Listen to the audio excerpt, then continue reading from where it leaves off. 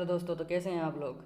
आज हम बात करेंगे सेल ऑर्गेनेल्स पर। लास्ट क्लास में बात की थी प्रोकैरियोटिक सेल्स पर। आज है यूकैरियोटिक सेल्स में एनिमल सेल्स के कुछ पार्ट्स हैं, एनिमल सेल्स की कोशिकाओं के कुछ पार्ट्स हैं जिनके बारे में हम आने वाली क्लासों में पढ़ेंगे। आज उन्हीं पार्ट्स में से cell membrane and cell wall के बारे में बात की जाएगी। सेल मेम्ब्रेन और सेल वॉल के बारे में बात की जाएगी। पार्ट्स की बात कर लेते तो एक तो होती है सेल वॉल, जिसे हिंदी में कोशिका भित्ति कहा जाता है। फिर सेल मेम्ब्रेन, या जिसे क्या कहा जाता है, प्लाज्मा मेम्ब्रेन या कोशिका झिल्ली के नाम से उसको जाना जाता है। साइटोप्लाज्म, न्यूक्लियस, केंद्रक और जीवद्रव्य। फिर बात की जाती है कोशिका के सेल ऑर्गेनल्स की। अब सेल ऑर्गेनल्स का मतलब वह कोशिकांग या वह स्ट्रक्चर्स जो अपनी स्पेसिफिक एक आकार, अपना एक रासायनिक मैकेनिज्म रखती हैं, जो खुद में क्या है, एक डेवलप कोशिका हैं, वो उन्हें क्या कहा जाता है, सेल ऑर्गेनल्स कहा जाता है, जिनका अलग अलग काम होता है। किसी का काम वैक्यूल्स के द्वारा फूड स्टोरेज करने का होता है, किसी के द्वारा माइटोकॉन्ड्रिया जैसे तो पावर एटीपी वगैरह जैसे बनाने का होता है। उसी प्रकार से इनका सबका अलग अलग काम होता है। जैसे फर्स्ट सेल ऑर्गेनल है लाइसोसोम, फिर है वैक्यूल्स, फिर प्लास्टिड, माइटोकॉन्ड्रिया, गोल्जी अपरेटस और एंडोप्लाज्मिक रेटिकुलम, जिसे ईआर कहा जाता है, अर्थात अंतः पृथ्वी जालिका।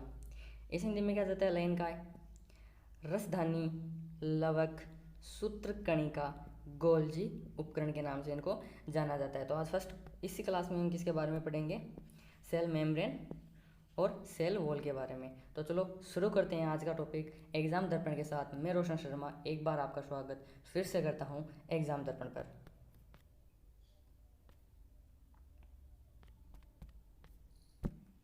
यह है एनिमल सेल्स की स्ट्रक्चर, इसके बारे में हमने पहले भी बात कर ली है, आज एक बार और देख लेते हैं। यह है माइटोकॉन्ड्रिया, जो इस प्रकार की स्ट्रक्चर दिखाई दे रही है, इसे क्या कहा जाता है, माइटोकॉन्ड्रिया। यह है वैक्यूल्स, वैक्यूल्स यहाँ पर भी है वैक्यूल्स। फिर है गोल्जी अपरेटस, यह स्ट्रक्चर क्या कहलाती है, गोल्जी अपरेटस। फिर आती है रफ एंडोप्लाज्मिक रेटिकुलम और एक होती है स्मूथ एंडोप्लाज्मिक रेटिकुलम। जो ईआर है अंतः पृथ्वी जालिका है, वो दो प्रकार की होती है, एक तो स्मूथ होती है और एक क्या होती है, रफ होती है। जो यहाँ पर ये दिखाई दे रही है संरचना, इन्हें क्या कहा जाता है, एंडोप्लाज्मिक रेटिकुलम के नाम से इनको जाना जाता है। फिर आता है राइबोसोम, ये स्ट्रक्चर्स क्या हैं, ये सब के सब क्या हैं, राइबोसोम की स्ट्रक्चर्स हैं। फिर आता है साइटोप्लाज्म, जो ये न्यूक्लियस है, क्या है ये, न्यूक्लियस, ये न्यूक्लियस है। और ये कौन सी मेम्ब्रेन है, सेल मेम्ब्रेन कोशिका झिल्ली है। इस न्यूक्लियस और इस सेल मेम्ब्रेन के बीच में जो फ्लूइड भरा हुआ होता है, जो भी तरल पदार्थ होता है, उसे क्या कहा जाता है, साइटोप्लाज्म कहा जाता है। इसी प्रकार से ये है न्यूक्लियोलस, क्या है, न्यूक्लियोलस कहते हैं। और ये पूरा क्या हो गया, न्यूक्लियस हो गया। इसे कहा जाता है न्यूक्लियर मेम्ब्रेन। न्यूक्लियर मेम्ब्रेन और न्यूक्लियस के बीच में जो ये पार्ट है, इसे क्या कहा जाता है, न्यूक्लियोप्लाज्म के नाम से जाना जाता है। ये स्ट्रक्चर कौन सी हो गई, ये हो गई न्यूक्लियस, जो ये है ये पूरा क्या हो गया, न्यूक्लियस। ये कौन सी हो गई, ये न्यूक्लियोलस हो गया। ये न्यूक्लियर मेम्ब्रेन हो गई चारों ओर की राउंडेड। ये क्या हो गया, लाइसोसोम्स, ये स्ट्रक्चर क्या कहलाती है, लाइसोसोम। फिर आगे सेल मेम्ब्रेन, कौन सी मेम्ब्रेन, सेल मेम्ब्रेन के बारे में बात होगी। चलो यहाँ से स्टार्ट करते हैं हम। First of all cell membrane, प्रत्येक कोशिका महीन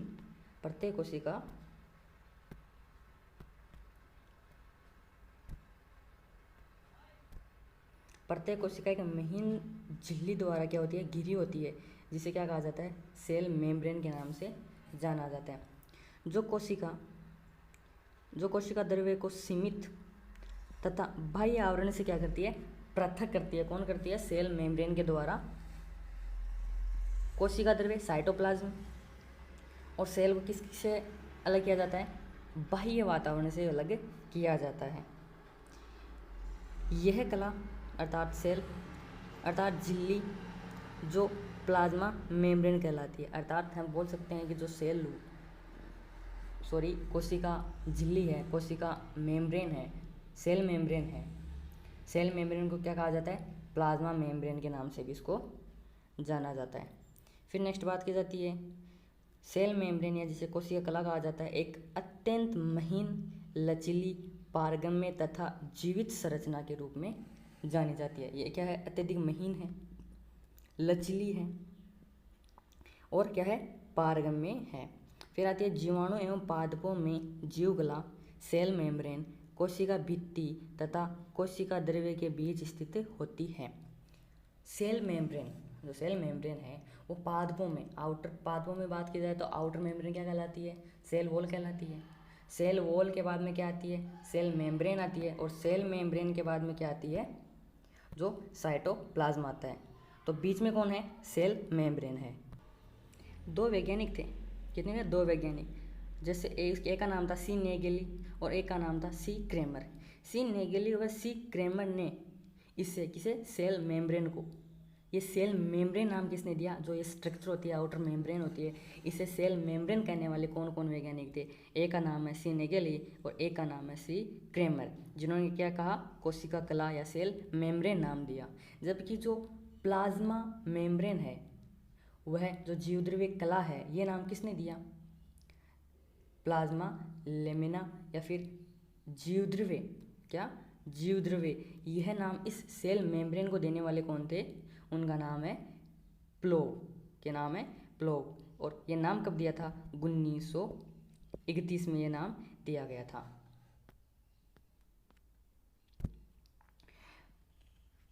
कोशिका झिल्ली के कार्य, किसके कार्य? कोशिका झिल्ली के, फंक्शन ऑफ कोशिका। जो कोशिका के जो मूलभूत कार्य हैं कोशिका मेम्ब्रेन के द्वारा क्या क्या किया जाता है, उनके बारे में कुछ नॉर्मल 2-3 बातें हैं वो देख लेते हैं।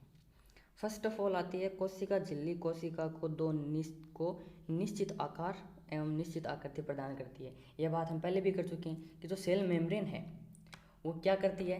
कोशिका को एक निश्चित आकार और एक निश्चित आकृति प्रदान करने का कार्य करती है।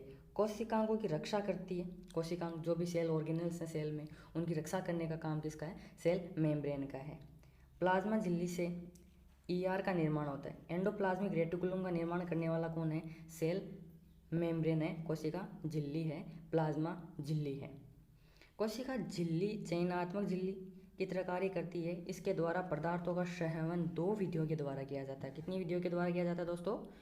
2 विधियों के द्वारा इसका संवहन किया जाता है। पहली है निष्क्रिय अभिगमन, दूसरा है सक्रिय अभिगमन। अब बात की जाए कि निष्क्रिय और सक्रिय अभिगमन होता क्या है, एक छोटा सा कॉन्सेप्ट अपने दिमाग में रखें। निष्क्रिय अभिगमन और सक्रिय। सक्रिय का मतलब है कि वहाँ पर ऊर्जा की क्या होगी? आवश्यकता होगी, जबकि निष्क्रिय अभिगमन में किसी प्रकार की ऊर्जा की आवश्यकता नहीं होगी। निष्क्रिय अभिगमन की बात की जाए जब विभिन्न प्रकार के आयन कोशिका कला के द्वारा अपने अधिक सांद्र के स्थान से कम सांद्रता वाले क्षेत्र की तरफ जाते हैं तो उसे क्या कहते हैं?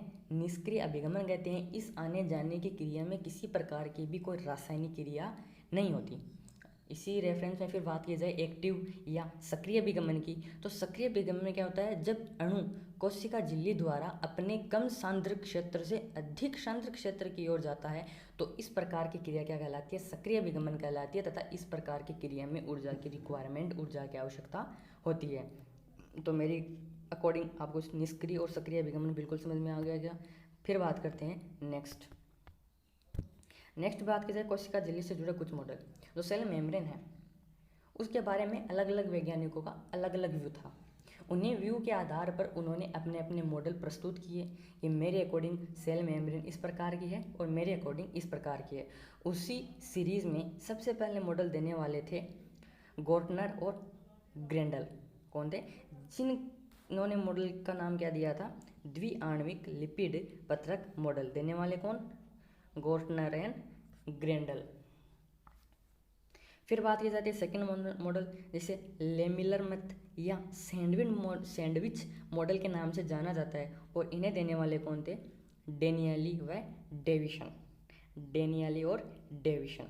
फिर बात की जाती है मिशेली मॉडल देने वाले थे हेलेर और हाफमैन। फिर बात की जाती है इकाई झिल्ली मत, ये देने वाले थे रॉबर्टसन। और फिर लास्ट आता है द्रव्य मोज़ेक मॉडल, ये देने वाले थे सिंगर और निकोलसन। इन सभी मॉडलों की जब तुलना की गई कि इन सभी मॉडलों में सबसे बेस्ट मॉडल है कौन सा, तो फिर निकल के आता है कौन सा? द्रव्य मोज़ेक मॉडल, जो इन्होंने किसने दिया था? सिंगर और निकोलसन के द्वारा ये मॉडल दिया गया था। और दिया कब था? 1972 के अंदर ये मॉडल प्रस्तुत किया गया था। इस मॉडल के अनुसार कोशिका का लचीलापन, कोशिका झिल्ली का लचीलापन जीवित और अर्ध पारगम्य होने को इस मॉडल के द्वारा क्या किया गया? सिद्ध किया गया था। यहाँ से बात की जाए तो क्वेश्चन बनने में मोस्ट अपॉन 99% क्वेश्चन यही बनता है इन मॉडलों से। ये मॉडल दिया किसने था? तो आप डेनियल डेविसन, हिलेर, हॉफमैन, रॉबर्टसन और सिंग्रो निकोलसन, इन वैज्ञानिकों के इनके मॉडलों के साथ नाम याद रखिए। फिर एक टर्म आती है एंडोसाइटोसिस और एक टर्म आती है एक्सोसाइटोसिस। अभी एंडोसाइटोसिस और एक्सोसाइटोसिस क्या होता है ये देखते हैं। फर्स्ट ऑफ ऑल बता दूंगी, एंडोसाइटोसिस को हिंदी में भी एंडोसाइटोसिस ही बोलते हैं और एक्सोसाइटोसिस को भी एक्सोसाइटोसिस ही बोलते हैं। एक्सो का मतलब होता है रिमूव होना और एंडो का मतलब होता है इंटर होना। पहली बात की जाती है एंडोसाइटोसिस की। एंडोसाइटोसिस मुख्यतः दो प्रकार का होता है, एक तो फेगोसाइटोसिस और दूसरा होता है पिनेकोसाइटोसिस। अब सर इन दोनों में क्या अंतर है? अंतर बस इतना सही है कि जब कोई फूड पार्टिकल और जब यहाँ से कौन सा पार्टिकल है, लिक्विड या फ्लूइड। पहले बात करते हैं एंडोसाइटोसिस होता क्या है। एंडोसाइटोसिस जब बाहरी पदार्थों को कोशिका द्वारा अंदर अंतर ग्रहण किया जाता है तो इस प्रकार की क्रिया को क्या कहा जाता है? एंडोसाइटोसिस किया जाता है। अब अंदर ग्रहण करने वाले दो प्रकार की चीज़ हो सकते हैं, या तो वो ठोस हो सकता है या फिर क्या होता है वो लिक्विड हो सकता है, या तो सॉलिड होगा या फिर क्या होगा वो लिक्विड होगा। यदि कोई पार्टिकल सॉलिड को अब्जॉर्ब या एंगल्फ किया जाता है उस स्थिति को क्या कहा जाता है? फेगोसाइटोसिस। ये क्या है? सॉलिड पार्टिकल है। ये क्या है? सेल मेम्ब्रेन या प्लाज्मा मेम्ब्रेन है। अब जैसे ये फूड पार्टिकल पास में आएगा ये क्या हो जाएगी? वलित हो जाएगी और यहाँ पर दो स्ट्रक्चरों का निर्माण होता है जिनको क्या कहा जाता है? सूडोपोडिया कहा जाता है। इस स्ट्रक्चर को सूडोपोडिया और यहाँ को भी क्या कहा जाता है? इस सूडोपोडिया के नाम से जाना जाता है। जैसे फूड पास है, ये वलित हुई, वलित होने के बाद में थोड़ा सा अंदर हो रहेगा और ये सेल आपस में क्या हो जाती है? कनेक्ट हो जाएगी और कनेक्ट होकर एक राउंड शेप का स्ट्रक्चर करके अपने फूड को क्या कर लेगी? साइटोप्लाज्म में स्टोर कर लेगी। सेम क्रिया किसमें होती है? पिनेकोसाइटोसिस में होती है। बट पिनेकोसाइटोसिस में तरल पदार्थ होते हैं, जैसे कोई प्रोटीन का वो तरल पदार्थ है, फिर एंजाइम्स हैं या फिर कोई लिक्विड जैसे जेल वगैरह है, इस प्रकार के ग्लूकोज वगैरह है, इस प्रकार के जो भी लिक्विड फॉर्म में होते हैं उनको ये स्टोर करती है, तो इसे क्या कहते हैं? पिनेकोसाइटोसिस। फेगोसाइटोसिस में यदि हम थोड़ी सी परिभाषा की बात कर लें, यदि ठोस पदार्थ को अंतःग्रहण किया जाता है तो उसे फेगोसाइटोसिस कहा जाता है। यदि तरल पदार्थ को अंतःग्रहण किया जाता है तो उसे पिनेकोसाइटोसिस कहा जाता है। ये क्या है? यह है एक्सोसाइटोसिस। इसे क्या आ जाता है? एक्सोसाइटोसिस, अर्थात जो वैक्यूल पहले बना था, अंतःग्रहण किया था, जैसे अंतःग्रहण कर लिया फिर इसमें से जो भी फूड पार्टिकल्स सेल या साइटोप्लाज्म के लिए जो भी प्योर और उसके लिए रिक्वायरमेंट है, उनके लिए जो उससे चाहिए, जो उसके लिए फ़ायदेमंद जितने भी प्रोडक्ट मॉलिक्यूल्स इसमें से हैं वो सारे के सारे किस में आ जाएंगे? साइटोप्लाज्म में आ जाएंगे। जो भी बचा हुआ पदार्थ होगा वह फिर इसी सेल मेम्ब्रेन के द्वारा इस प्रकार की संरचना बनाते हुए बाहर कर दिया जाएगा। इस पूरी प्रोसेस को क्या कहा जाता है? एंडोसाइटोसिस कहा जाता है। कोशिका द्वारा पदार्थों को कोशिका झिल्ली से बाहर निष्कासित करने की क्रिया क्या कहलाती है? एंडोसाइटोसिस कहलाती है। ठीक है, फिर बात की जाती है next cell wall. Cell membrane की बात हो गई। अब बात करेंगे हम किसकी? सेल वॉल की बात करेंगे। सेल मेम्ब्रेन के बारे में हमने बात की थी कि सेल मेम्ब्रेन क्या होती है? लचीली होती है, जीवित होती है, पारगम्य होती है। फिर इसके हमने कार्य देखे, फिर इसके बाद में हमने इसके मॉडल्स देखे, जिसमें सबसे अधिक मान्य मॉडल कौन सा था? दर्वे-मोज़ेक मॉडल था, जो निकोलसन और सिंगर के द्वारा दिया गया था, 1972 में दिया गया था। इसके बाद में हम बात करने वाले हैं सेल वॉल की। फर्स्ट ऑफ ऑल बताऊं कि सेल वॉल एनिमल्स में नहीं पाए जाते, कुछ अपवाद हैं जैसे जीवाणु वगैरह हैं, उनमें कुछ में सेल वॉल पाई जाती है, जबकि सेल वॉल पाया जाना प्लांट्स का क्या है? एक लक्षण है। तो सेल वॉल की बात की जाती है। सर्वप्रथम रॉबर्ट हुक, ये क्या है? रॉबर्ट हुक है पूरा। रॉबर्ट हुक ने 1665 में कोशिका भित्ति का क्या किया? अध्ययन किया। अक्सर आप बोलोगे कि कोशिका की खोज की थी रॉबर्ट हुक ने, कोशिका भित्ति या सेल मेम्ब्रेन का उनसे क्या रिलेशन? तो आपको याद होगा कि कोशिका की खोज करने वाले रॉबर्ट हुक थे, 1665 में की थी। उन्होंने कहाँ की थी? कोरक कोशिकाओं में की थी। और कोरक किसका पार्ट था? प्लांट्स की आउटर छाल थी, जिसे हम क्या कहते हैं? सेल वॉल कहते हैं। उन्होंने उसी का अध्ययन किया था, इसीलिए कहा जाता है कि सेल वॉल की खोज करने वाले कौन थे? रॉबर्ट हुक थे। पादप कोशिका एक ठोस, मोटी एवं दृढ़ भित्ति से घिरी होती है, जिसे क्या कहा जाता है? कोशिका भित्ति या सेल वॉल कहा जाता है। यह जीवद्रव्य झिल्ली के बाहर स्थित होती है। यह जीवद्रव्य का श्रावण भाग है जो कोशिका की सुरक्षा करता है। अब जो सेल वॉल है यह कहाँ से आया? यह आता है साइटोप्लाज्म से। कहाँ से आया? साइटोप्लाज्म से आया। साइटोप्लाज्म का मतलब जीवद्रव्य, जीवद्रव्य का जो स्रावित भाग है, जीवद्रव्य के द्वारा कुछ तरल पदार्थ स्रावित किया जाता है, जो धीरे धीरे किसकी निर्माण करता है? सेल वॉल का फॉर्मेशन करता है। यह क्या होती है? निर्जीव संरचना होती है। निर्जीव संरचना कैसे? आपको याद है, कहा जाता है कि रॉबर्ट हुक ने मृत कोशिका की खोज की थी। मृत कोशिका का मतलब वो क्या थी? निर्जीव थी। और निर्जीव मतलब सेल वॉल भी क्या है? निर्जीव है। जबकि जीवित कोशिका की खोज करने वाले कौन थे? एंडी वॉन लीeuwenhoek थे। इसके बाद की जाएगी सेल वॉल के 3 भाग पाए जाते हैं: प्राथमिक भित्ति, द्वितीयक भित्ति और तृतीयक भित्ति। आपसे क्वेश्चन आ सकता है, क्वेश्चन क्या आएगा? सेल वॉल के कितने भाग पाए जाते हैं? तो कितने भाग पाए जाते हैं? 3 भाग, प्राथमिक, द्वितीयक और तृतीयक। कोशिका भित्ति के कार्य की बात की जाए तो कोशिका भित्ति के कार्य में स्पष्टता है, यह कोशिका की प्रतिकूल वातावरण से रक्षा करती है। आप कहेंगे सर ये प्रतिकूल वातावरण से रक्षा कैसे करती है?